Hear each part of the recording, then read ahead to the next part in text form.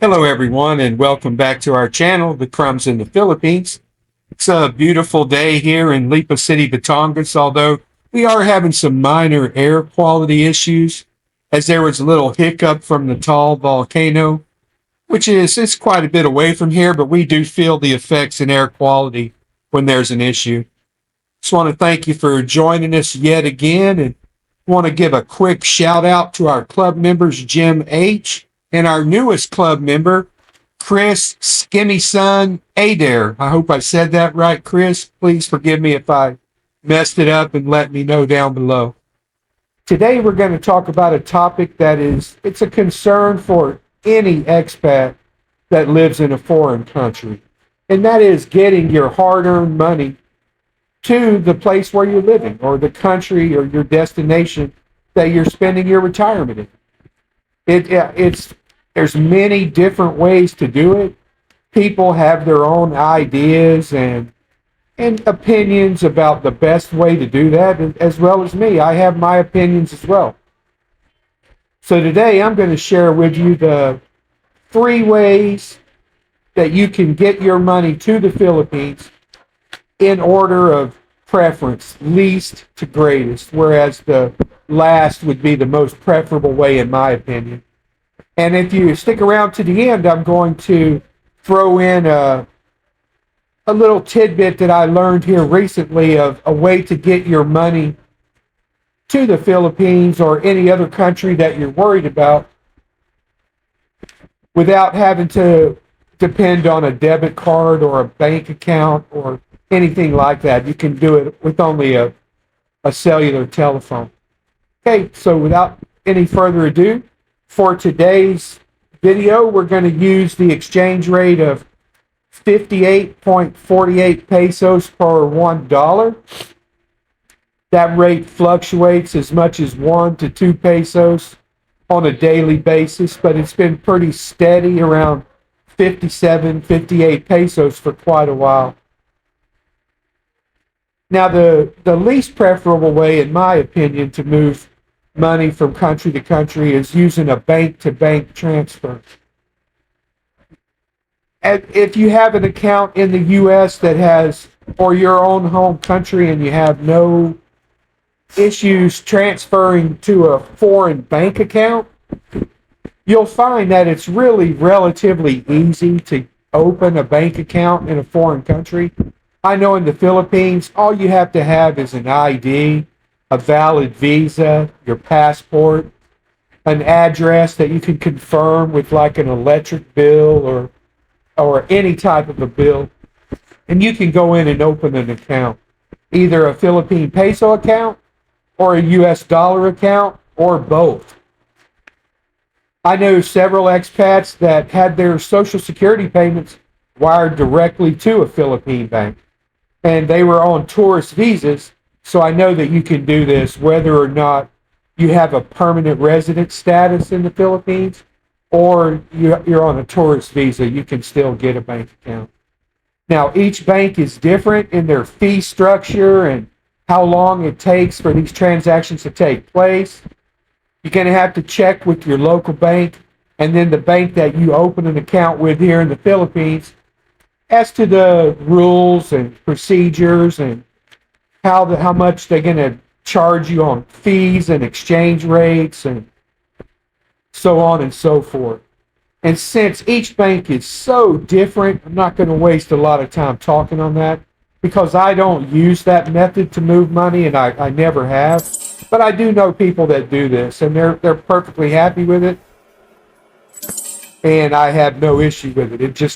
It's not the most convenient way to do it for me. Now, the second way that you can do that is by using these companies that wire money from one country to another. And just as like bank-to-bank transfers, these things are very different based on the company, the fees, exchange rates, how long it takes to get your money is dependent upon so many variables. Like, for example, if you use Zoom, they're going to charge you a different fee whether you fund the transfer by your bank account, by a debit card, by a credit card, or in cash at some over-the-counter location, each method has a different fee structure. And you also have to check what their actual exchange rate is that they're going to give you whenever you send the money. And I'm going to give you a few examples of that here and in just a few moments. As we're going to go through the three main ways to wire money overseas. And so first we're going to start with Western Union. And for each one of these, we're going to assume that we're transferring 1,000 US dollars, pretty round amount, easy to work in conversions and calculations. Now the fee for Western Union to send $1,000 to the Philippines is $9.99. And that's regardless of how you fund it, whether you do it in cash or you do it online, your fees are basically the same. So what they advertise on the website is that if you send $1,000, you're going to get 57,265 pesos, which would be an exchange rate of 57.27. But that's not too shabby. But the truth is, if you add the fee, which is what they charge you, $1,009.99, your actual exchange rate is 56 pesos 70 for each dollar that you transfer. So you're losing on the fee and a little bit on the transfer rate. Now the second one that we'll talk about is Zoom. To send $1,000, they have, as I said, a different fee structure. If you fund it with your bank account, the fee is $4.99. If you use a debit card or a credit card, the fee is $7.99. And their advertised exchange rate online is 56.076 pesos to the dollar. So if you do the actual conversion yourself and you add a fee in, $1,007.99, then your actual exchange rate that you're going to receive for transferring the money is 55.63 pesos per dollar, which is quite a bit below the advertised exchange rate on the IMF website, which is what I use. The International Monetary Fund, they kind of set the baseline for currency transactions between countries. And that's always the highest number that you're going to see anywhere. And that's the one that I base everything on, is the IMF. So Zoom, it's just a matter of personal preference. Each one of these companies will have promotions from time to time where they'll have fee-free transfers and so on. Just have to look out for those and always check your exchange rates, because these exchange rates change like on an hourly basis for these companies.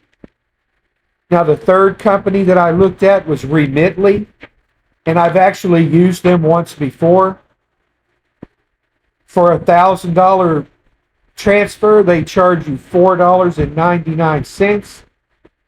Their advertised exchange rate was 55.450. But when you add the fee in, so you're not actually spending $1,000 to transfer $1,000. You're spending $1,004.99. So your actual exchange rate is 55.17 pesos per dollar. So out of these three companies, Remitly actually gives the lowest actual exchange rate for your money whenever the transaction is all said and done. So the method that I use and what I recommend to people that ask me personally for advice is to establish a Charles Schwab bank account in the United States while you're there. You'll get a debit card, and that debit card can be used at any ATM in the Philippines. I have yet to go to a ATM machine where the Charles Schwab was not accepted. You can go to any bank, any kiosk, any ATM in the mall, and your Charles Schwab account works. And you can pay attention to the exchange rates that you get, but the key is whenever you draw money out of an ATM using your Charles Schwab account, at the end of the month, Schwab refunds all ATM fees and associated fees with the transfer. So whenever I go and make a withdrawal, I'm getting the actual exchange rate, the most that you can get at any financial institution. It's always very close to what is advertised on the IMF website. I'll show you an example of a recent calculation or a recent transaction that I did with Charles Schwab just to show you what it was. If I want to draw out $1,000 using my Charles Schwab, that what I'm actually going to receive is 58.480 exchange rate, or 58,480 pesos after the rebate. And I do calculate that at the end of the month, each month, just to make sure that my actual exchange rate is pretty close to what is advertised on the IMF website. And so far, after 3 years, I've always gotten extremely close each time. So I'm not losing any money on fees, and I'm not losing any money on exchange rate jackups by banks or institutions. Okay? So one of the only things that I can think of to mention is that I've had several comments, and I've seen a few people online that had an issue with Charles Schwab, saying that if your address was in a foreign country, that they would close your account. And I actually got an email from Schwab about a year ago saying that based on my purchase history and usage, that they thought that I might have an overseas address, and they just asked me to verify my address.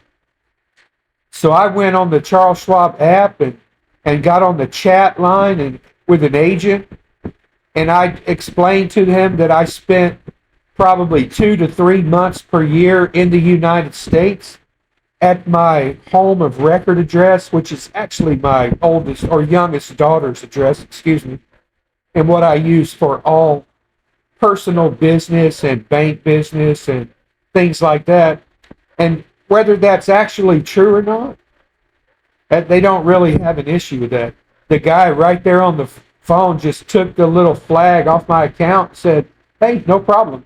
So you spend part-time in the Philippines, part-time in the USA? No issue." And I've had no issue since. So that would be my recommendation to anybody that has had that problem, is just go onto the chat line and let them know that you do have a U.S. address, and that's going to be the address that they send any replacement cards to. And for me, that would be my youngest daughter, and then she just forwards the mail on to me from her house. And I've done that several times successfully. Okay, guys, and now one of the things that I just recently became aware of, and I can't take credit for this myself. I saw it on another YouTube video from a vlogger that I used to watch myself before I came to the Philippines. And his name is Henry, and it used to be Rike Life Beyond the Sea, I think was the name of his YouTube channel, or Life Beyond the Sea. But he always gave quite a bit of pretty good information. He had been here for quite a few years, even before I came back in 2021. And so I just came across a video of his, a recent one, where he was explaining how you can get money in the Philippines even if your debit card's expired, you have no bank account, which that could be quite a quandary if you find yourself in that situation. But I wanted to try it out for myself first to see if it worked. And lo and behold, I had no issue, and I was pretty happy with that. So there's an app in the Philippines called Gcash, and it's widely accepted at almost any business in the Philippines. You can bring up the app and scan a QR code, or just use a telephone number of another person and send them money right from the app. and you can actually load your Gcash balance from a bank account in the United States, which is a fairly recent development and something that really works out nicely because there's no fee. You use a slightly smaller transfer rate, the exchange rate. They hit you just a little bit on that, but there's no fee involved, and I really don't mind a little bit lower exchange rate for something so reliable. And even if you have no debit card or bank account in the Philippines, you can even go to mom and pop stores, sari stores, these side of the road restaurants. Almost every one of them will accept Gcash. You can use it online. A lot of online venues accept Gcash. The SM Mall, all the stores and restaurants accept Gcash. So it's really a convenient way to do transactions here in the Philippines. And I actually use Gcash to pay my monthly bills online. They have a bill pay with the electric, the water, and the cable, and it's very convenient. You can do it all online. So what you do is you download the Gcash app on your phone, and Henry advised getting a postpaid account on your phone so that in case you lose your phone, you're guaranteed to get your same phone number back when you go to get a replacement SIM, as opposed to a prepaid SIM, which if you lost that, you could get another prepaid SIM, but it would have a different phone number. But Gcash is linked to your phone number. And if you lose it and you have money in there and you don't have a way to verify using that phone number, say you lost your phone or it broke or something like that, then you'd be out of luck for any balance of money you had in the Gcash because they have no way to recover that. But if you had a postpaid account, you just go in and to any Globe or Dito or Smart outlet, and they can switch you over to a postpaid account, and they have plans that start at around 500 to 600 pesos per month. And then you can use this method to get money to the Philippines. And all you do is you do it through Remitly. It's the only one of the places that do that currently. I bet very soon the others will follow suit when they see a lot of people doing it. But you just log into Remitly like normal, and you go through the transfer process, and one of the options that you have is to fund your Gcash. And you can do it from a bank account, you can do it from a credit card, you could also do it from a debit card, but in this scenario, of course, we're saying that our debit card is expired, so you'd probably do it from your bank account. But there's no fee, and if you have a prepaid account, it takes about 3 days for the money to get there.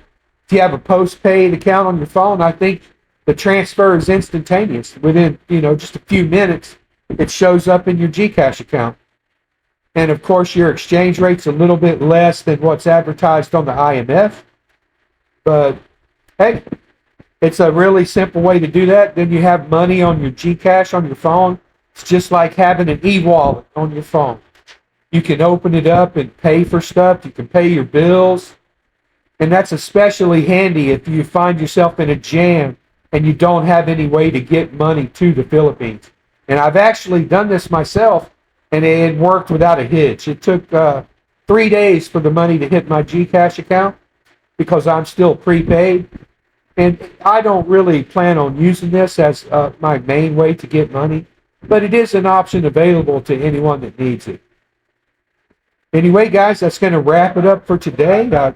I hope you've enjoyed this, and I hope you find it helpful. And please like, share, and subscribe. And if you know anybody that's thinking of transferring, retiring, moving to the Philippines or any other foreign country, and this information might help them, please think about sharing this video with them so we can get this thing out to as many people as possible. As always, we appreciate you dropping by today. Stay happy, stay healthy, and we'll see you at the next video. Thanks, guys.